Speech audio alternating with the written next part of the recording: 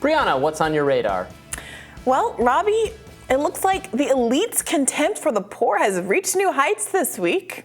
The Lever, first up, reported that billionaires are trying to use the legal system to suppress speech critical of their billionaire campaign spending. As we all know, Citizens United basically enabled the rich to write a blank political check, undermining the principle of one man, one vote by buying elections and even purchasing media outlets in an effort to make their truth the truth.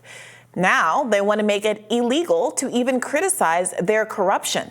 Gas mogul Kelsey Warren is suing professional candidate Beto O'Rourke, arguing that he suffered, quote, mental anguish from comments, ads, and social media posts in which O'Rourke suggested that Warren contributed to Governor Greg Abbott's campaign as a reward for Abbott letting Warren's pipeline company off the hook following a deadly storm, which left 4 million people without power.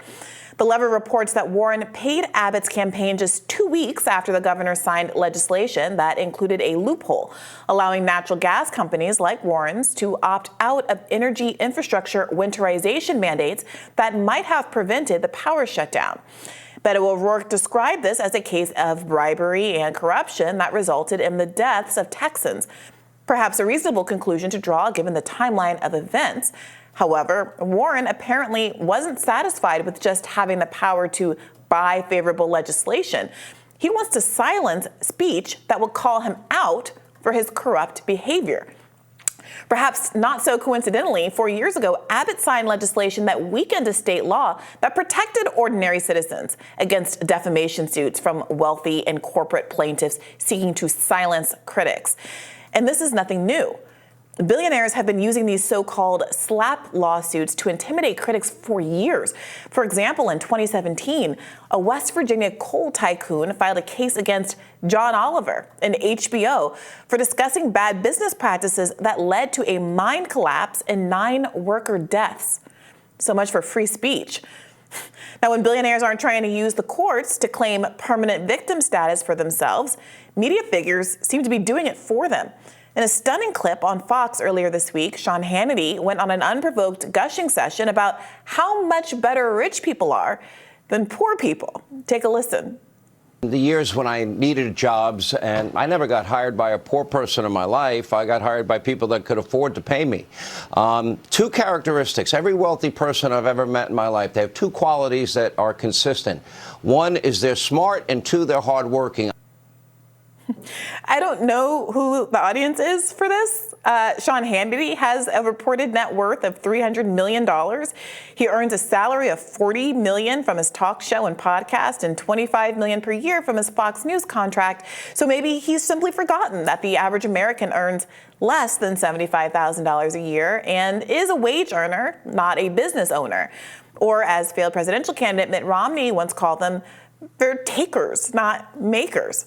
Now, Romney paid the political price for being so dismissive of the hard-working American men and women who bring people like Hannity their dry cleaning, service their cars, shovel their driveways, and deliver their Amazon packages. But apparently, there's some portion of the cable news audience that likes being told that they're not rich because they're dumb and lazy. Or maybe real working people don't actually have time to sit around listening to Hannity in the first place. Listen to him lecture them from his comfortable news desk, gesticulating with his beautiful, smooth, soft hands, not a hair out of place. But look, Hannity's far from the only media elite showing contempt for working people this week.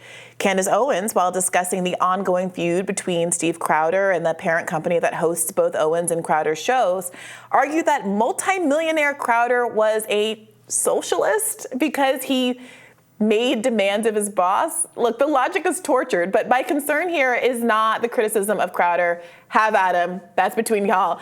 But about how workers somehow caught astray in all of this. Listen to the contempt with which Candace Owens speaks about workers in this clip. You don't get to step in like a socialist, and it is socialist-like. These are the demands that you hear, and people are trying to establish a union. When the Amazon workers have walked out because they have decided that they are worth more, that they should have 3-hour lunch breaks. They've gotten their contract from Amazon, and they realize that their lunch breaks are only 1 hour, and that they're required to show up to work, and they think they should be able to work from home for 3 days a week post-COVID, and they walk out, and they want to stage a union. And this is the big con. It's Amazon. No. This is the free markets. Yeah, Amazon workers, they were protesting because they wanted 3-hour lunch breaks and the ability to package packages from home.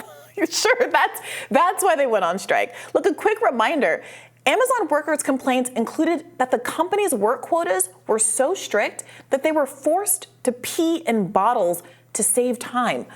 One worker named Christy Schramm documented multiple urinary tract infections caused by holding her bladder for too long.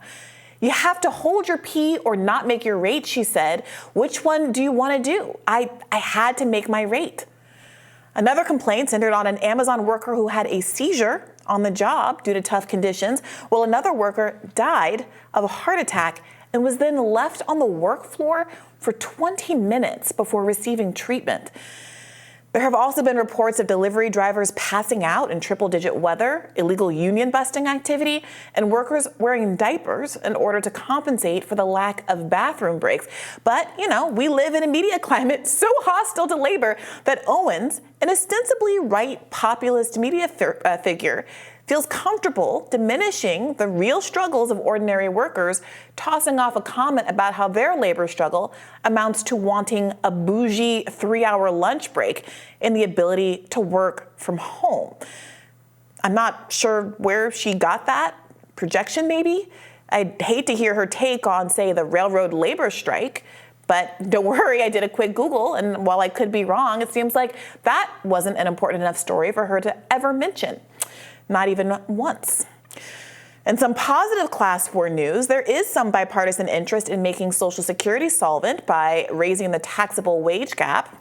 What does that mean? Well, because the rich own our government, they've rigged the system so that they pay much less into Social Security as a proportion of their income than you do. Wages are only taxable for the purposes of Social Security up to about $160,000 a year. So someone making, say, $500,000 or $1 billion is paying the same into the system as someone who's making $160K.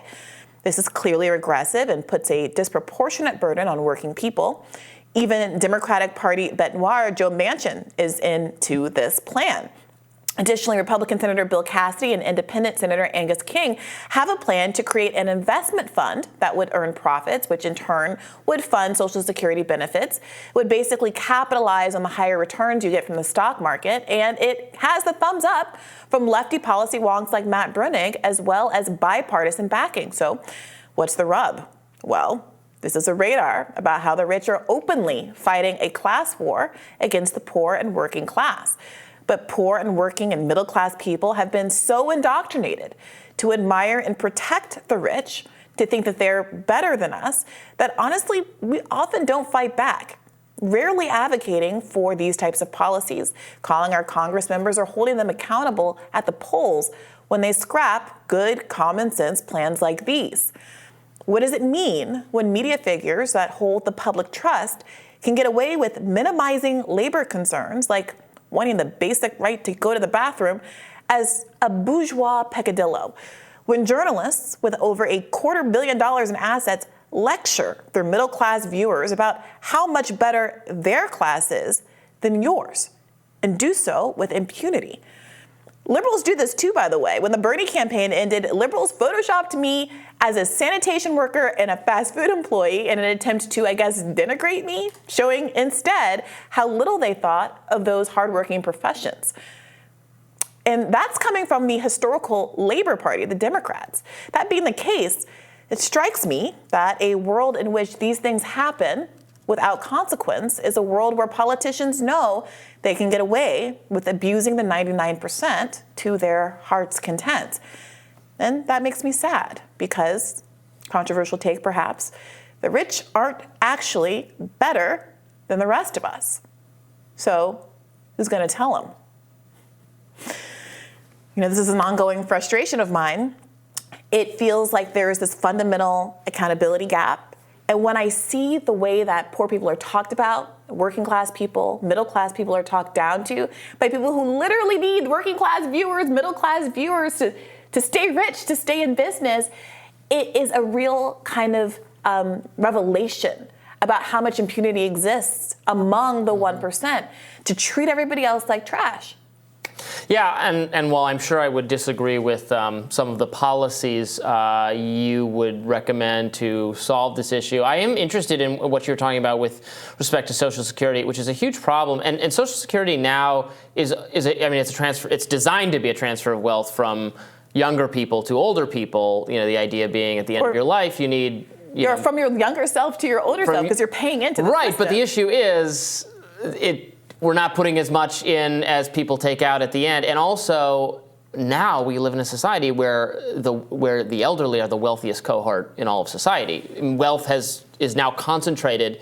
Obviously, there are poor elderly people as well. There are elderly people who, what can you do with it? They need help. They have no way to support themselves. They need medical care. But on a historical timeline, we have concentrated a lot more wealth in older people. I mean, it's older people have a lot of political power. Yeah. They're literally staffing our government at the highest levels in ways they have not ever before in American history. Whereas young people have had to, try to find jobs during the Great Recession or the COVID economy, or have faced this tremendous economic insecurity and have to pay into Social Security. With a lot of questions about whether they're going to see any of those returns. So I think it's a huge problem where people like me who don't want to fund a social welfare system if it's going to help already the better off people in society, and people on the left who have maybe want a different version of a social welfare system that is actually taking care of people who need it. Let's not do a category error here. Just because older people are wealthier, I mean, there's reasons for that. If you have done what society tells you to do, you've saved, and even, modestly paid people should have a bolus of wealth at the end of their life to live on, for retirement. That's the whole point of saving for retirement.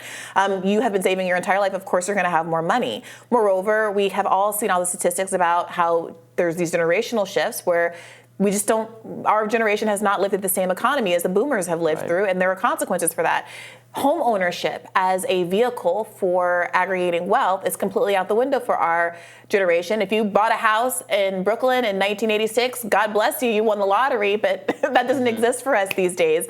And we should be clear that 45% of single retirees rely on Social Security for over 90% of their income. There are huge swaths of the elderly population that, but for Social Security, really would be living in the street, as Donald Trump warned us about in 2016. And there's a reason why Social Security was such a popular program when it became implemented in the first place. We really did have a situation where we had a class of elderly poor that I think nobody wants to return to. So thank God there are these plans to make Social Security solvent. The question is whether or not there's going to be any genuine appetite for them, despite the fact that they have bipartisan support. Well, I certainly don't want to ask younger people to pay even more of their. I mean, it's so much. It's harder for younger people to get started with all the education issues we talk about. Sure. All the money you feel like you have to at least take out in order to afford an education, to be a viable member of the workforce that they didn't have to deal with 30 years ago or 50 years ago. Absolutely. But I also don't want to be living on the street when I'm old. We're all old eventually, Robbie, and I don't think that scrapping those kinds of programs for kind of a short-term goals is. We're all old eventually, but